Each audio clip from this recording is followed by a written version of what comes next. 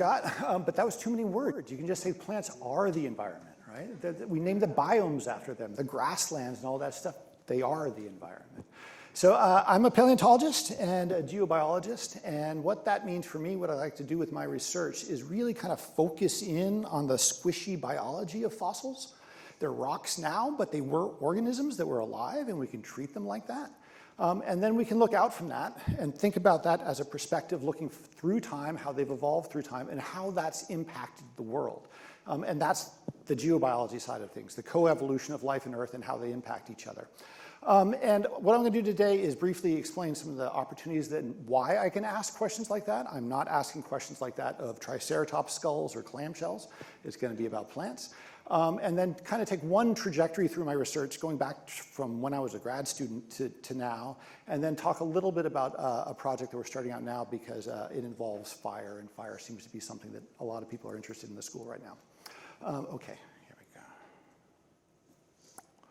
go. Okay, so what I'm working with and how does this work? I'm working largely with plant fossils, also fungi. These have some of the same advantages. If Kabir is actually in the room, I don't think he is. And this really kind of changes what we can do with these, in part because plants have cell walls, right? Here's an animal cell, there's a plant cell. Fungi would have the same thing. Because they have those cell walls, we actually have anatomical preservation of the organism. So these are snails, we just get the shells. Here's a plant in between and it's preserved in all of its cellular detail.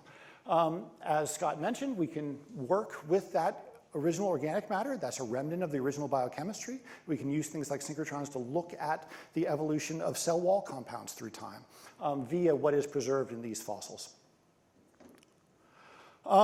Those cell walls also limit how development can proceed. There's no cell movement. So if you look at something like an animal in this gastrula here, we were all gastrulas at some point in our earlier history, there's all this cell migration and the changing in how cells are in contact with each other and so on that you could never guess from the adult form.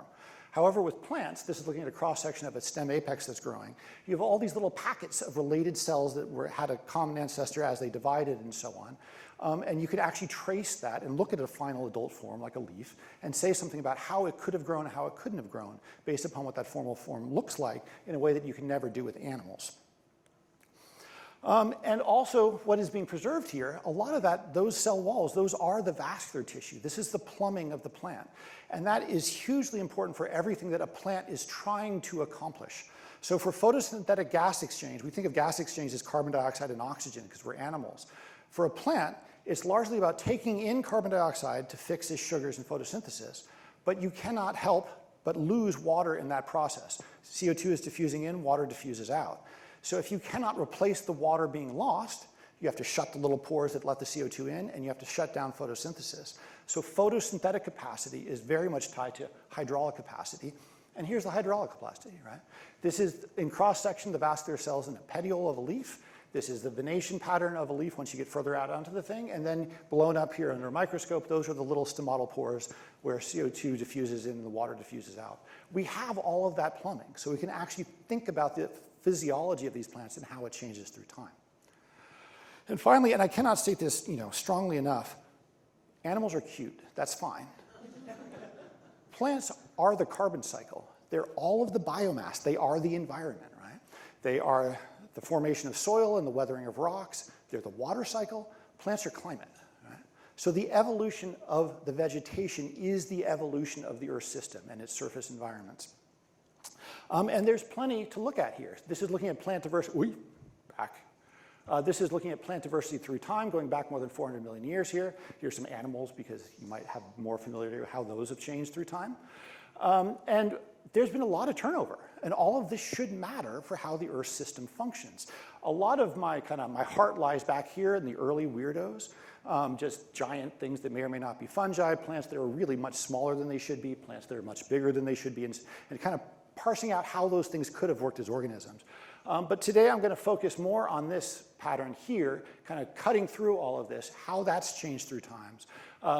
Both kind of this plateau of lineages that kind of seem familiar with conifers and ferns and so on, and then eventually the evolution of flowering plants here, the angiosperms, where they've only been around for about a quarter of the history of this vegetation, but they now dominate all environments. There's no place you can go where they're not at least 90% of the species.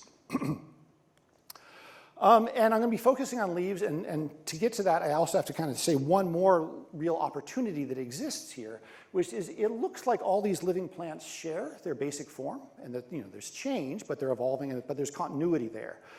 However, if we look at the common ancestors of these groups, they're very, very small and simple, these plants there. They lack all of the organ systems that we see there. So basic things that it looks like all plants share, like roots, leaves, wood, and so on, those evolved independently in different lineages. So we have multiple independent evolutionary experiments for all these really kind of basic organography of these plants evolving independently, and we can compare those different evolutions. Okay, so I'm going to focus on the evolution of leaves and what that can tell us about how this system has changed. This is something that I first started working on when I was a grad student. I was initially interested in the evolution of development because if we look at leaf fossils, here's a bunch of them from the Carboniferous about 300 million years ago. They all kind of look the same. They all kind of look like ferns. None of those are ferns. Those are all independent evolutions of leaves that all kind of look like that. And then as we go forward in time, we get various kind of modifications of that, where this is kind of zooming in on the venation pattern there. You get these more complex venation that we would expect of modern flowering plants, and then other groups like some ferns and stuff like that do that as well. So I had kind of ideas about how that related to different ways that a leaf could grow based upon classic botanical literature, looking at various living plants. I applied that to the fossil record. I then applied that forward in time, testing my ideas by looking at other living plants, flower petals and stuff like that, and how I thought they should grow. And it worked great. That was all very positive. But I noticed somewhere in there that I was kind of glossing over some important details here, which is that these two plants are not being presented at the same scale. If they were, they'd look like that. The flowering plant has vastly more veins than anything else, and that should matter. So if we and this is something that gets preserved in the fossil record, so we can look through all of time and all plants here and say that through all of time, vein density, this is the millimeters of vein per square millimeter of leaf surface, was low and consistent, about 1 millimeter, 1.5 millimeters of vein, maybe going up to 3 or 4, but that's about it. Through all of Earth's history, and that's still true of non-flowering plants, but then flowering plants are just doing something completely different. But their mean and their maximum vein densities are like 4 times higher. They can go up to a mean of 8 or 10, they can go up to 20 millimeters per square millimeter or more of the nation in their leaves. These are the flowering plants down here versus everybody else. And that should directly correlate with these other functions here. This is looking at living plants and this vein density here. This is transpiration, so this is movement of groundwater up through a plant and then evaporated by the leaves. And how that scales with this vein density, and you can see the white circles are the angiosperms here. They're vastly more than anything else, at least 3 or 4 times more than other plants. And then here is photosynthetic assimilation, right? The more water you can lose, the more photosynthesis you can do. And so this is, that also scales very much with this, and it's 2 or 3 times more in flowering plants than other flowering plants. And because we can measure this in fossils, we know this is consistent through all of time. It's not like living ginkgos used to do things that they don't do now, or living cycads or something like that. And this is where the geobiology really kicks in, because that should matter for the Earth system. Transpiration is a big part of the water cycle and a big part of climate. This is showing the Amazon basin here. All those little clouds are seated only over the forest. They're not over the ocean. They're not even over the rivers. Right? What that reflects is the recycling of water through the plants. It falls out of the sky. The plants put it right back up into the sky so it can fall down again. And half of the water in the precipitation in a rainforest can involve this kind of recycling. That would not have existed in the same way prior to the evolution of flowering plants. For the 300 million years before that, and all the time before that, the 3 billion years before that, that was not a process that existed. And we can explore via climate modeling what that impact would have been. This is basically taking just standard climate models, the modern system, modern sea surface temperature, modern biomass. The only thing we're changing is the transpiration capacity of the plants present in that model. And this is the difference in precipitation. This is the precipitation lost if you just take out the flowering plants and basically substitute in the same amount of ferns or something. And at the center of that bullseye, that's 1.5 meters of rainfall that's being lost per year. And if you look at this is number of rainy days per year, and this is kind of area in tropical South America. The area of ever wet tropical forest collapses by 80%. So this is a fundamental part of the way climate worked. works, and climate would not have worked in the same way prior to the evolution of this one plant group. These rainforests that are the most diverse environments on the planet would have been propagated by one of the lineages, their aerial extent by one of the lineages of plants that now dominate those systems.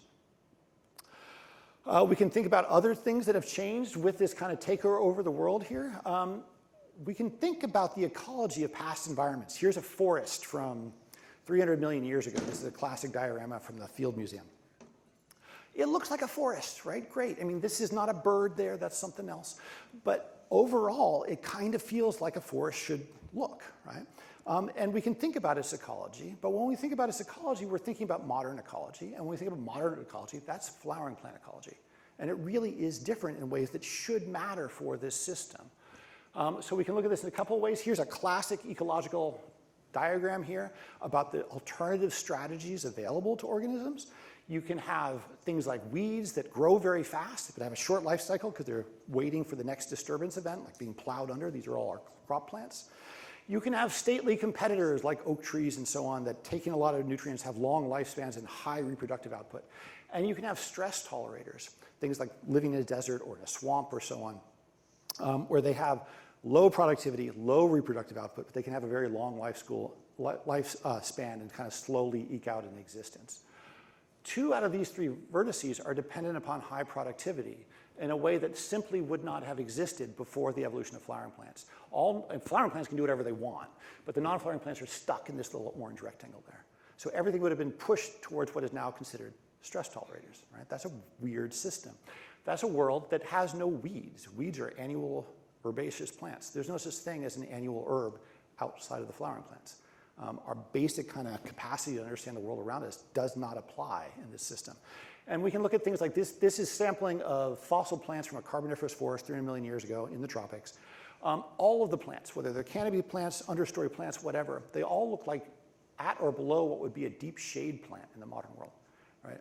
So when we think about things like ecological succession and a meadow becoming a stately forest as those plants compete for light, none of these things look like they're competing for light. They all would prefer to be shaded by somebody else on some basic level. So what's going on with that system? All of these things are just fundamentally different, and you have to kind of parse through what do we do with that information. But then one last thing to bring up with this is these are huge changes in productivity potential. Can that just change? The plants are suggesting it changes, but can it really change that much?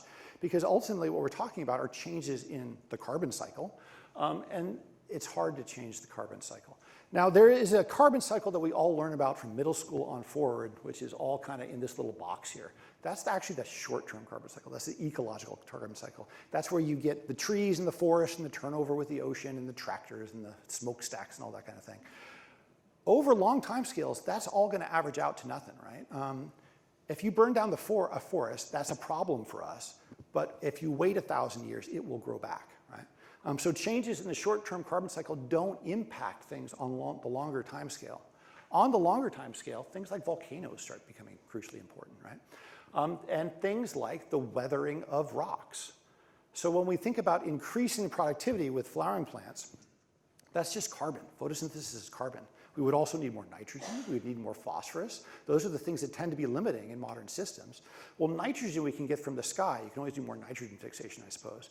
But phosphorus comes from the weathering of rocks. And you can't just change the weathering of rocks. That's a fundamental part of this system here, which over long timescales has to be in balance. Whatever comes out of the volcanoes has to come back down. Outputs equals inputs equals, and if you subtract one from the other, you get 0.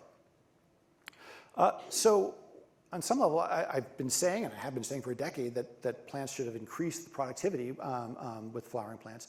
But I then had to wonder about, is that even possible, right? So the next thing we did was look at across the diversity of the vegetation on land and say, is there other reasons to believe that this really did change? And what we looked for were nitrogen-based symbioses, right? Because as I said, you can always do more nitrogen fixation. And various things either have root nodules or other forms where they have cyanobacteria to do nitrogen fixation. So eukaryotes can't do it on their own. But they have various symbioses to do these. Lots of lichens have cyanobacteria to do it. There's various mycorrhizal fungi that are very good at scavenging nitrogen, even if they aren't actually fixing it from the atmosphere. And if we look at all these things through time, And we've got more than 400 million years to look at with a complex land biota here. In the first 200 million years, the first half of that 400 million years, there's nothing, right? There's maybe one evolution of nitrogen-based symbioses. In the second 200 million years of that, leading up to today, there's more than 100. All these different root nodules and so on. That's all happening in the relatively recent past of the last 200 million years.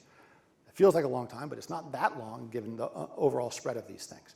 So that suggests something really is changing, right? If there's usually either nitrogen or phosphorus is limiting, if you have all these evolutions of nitrogen-based symbioses, the implication should be that phosphorus is somehow more available, and that, I guess, there's somehow this nutrient flux from rocks has increased over this time. So we need to look at a way to change that long-term carbon cycle. And I'm going to be, I'm glossing over quite a bit here. But the best we can come up with of what could be going on here is looking more globally at all the things that plants have changed through time.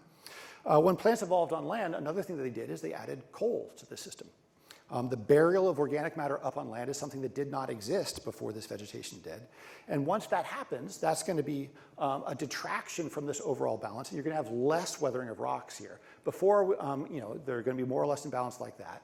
If we're shunting carbon away from weathering to the burial of organic matter, that's actually going to suppress nutrient availability. So it's not like nutrients have increased with flowering plants over where they had ever been before. For a time, they were suppressed.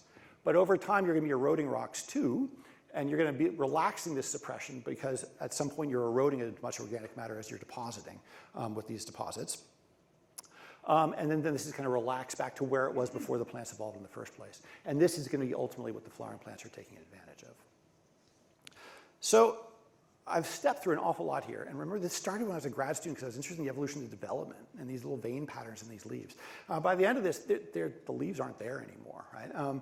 But one of these things leads to the other, and it's a question of always at each stage looking at what you've done and then figuring out what's the most important, impactful question you can ask from that stage, looking forward to the next thing, and then seeing where that leads you from stage to stage.